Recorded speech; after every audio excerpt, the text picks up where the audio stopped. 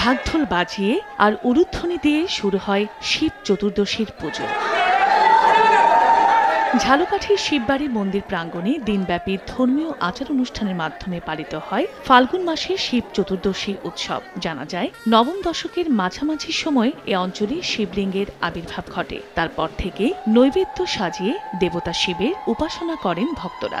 নারীরা এ পুজো করেন স্বামী সন্তানের মঙ্গল কামনায় দেবতা শিবের আশীর্বাদ লাভের জন্য, আর অবিবাহিত তরুণীরা মনের মতো জীবনসঙ্গী পাওয়ার আশায় করেন দেবতা শিবের উপাসনা। শিশুদের মঙ্গল কামনা করা হয় বিশেষ ব্রত।